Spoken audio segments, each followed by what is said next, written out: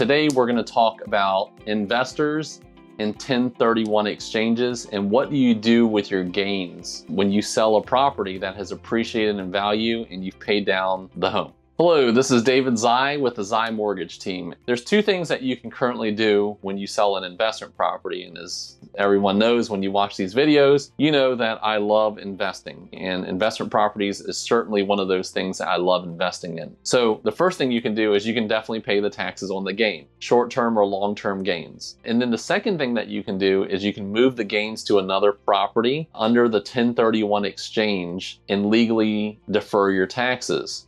So why is this good? Why it's good is that, you could defer those taxes for later on when you're making a lot less income, because typically an investor has a high stream of income when they're doing it in their prime. And as they start weaning off of the properties, they're going to start making less. So you can defer those taxes for later on. These are some of the things that you have to know about the 1031 exchange. That's really important. So number one, you cannot use the exchange for personal use. So you can't exchange it for a property that you're not going to be using for rental purposes or investment purposes. You have to use it for another like-kind investment exchange. The property that you currently buy does not have to be currently a rental property, as long as once you purchase it, you maintain it as a rental property. So it's really important that you continue to maintain it as a rental property. If you're selling a rental property, you have to be able to buy something that's like kind or a rental property. And even if it's currently not circulating in the market as a rental, you just have to be able to turn it into a rental. You have to structure the sale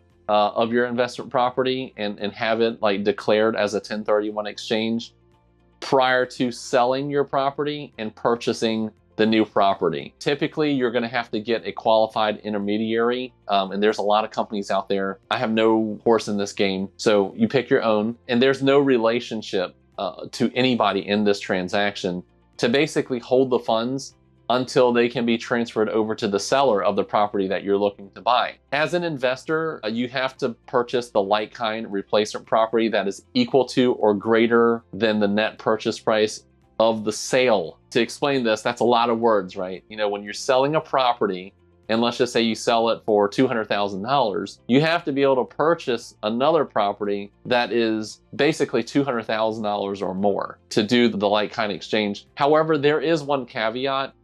You do not have to exchange all of your gains into a new property. You will just be subjected to the taxes on the difference. So let's say we have those $200,000 in gains. We buy the 180 property. There's $20,000 in gains that we're not going to be using. You will be subject to paying taxes on those. You can sell one property and then exchange it into multiple investment properties. And that's where I kind of come into play, right? Let's just say you sold and you got $200,000 in proceeds.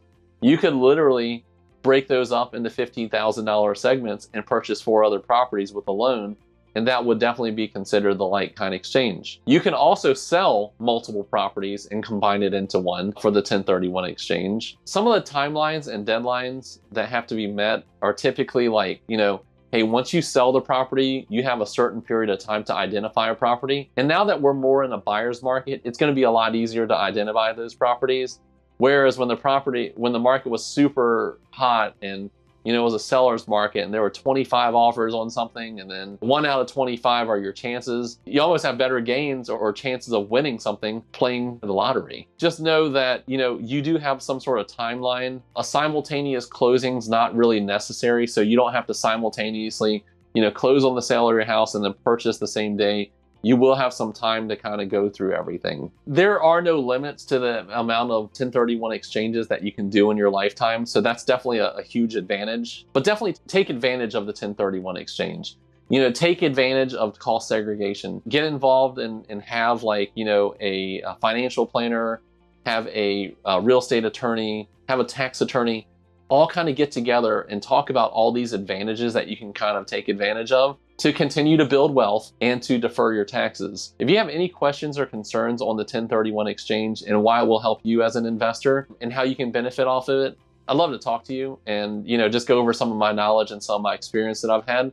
My name is David Xie, and I'm with the Xie Mortgage team, and my phone number is 757-478-8493, 757-478-8493, and I will definitely be honored to help you out. Bye.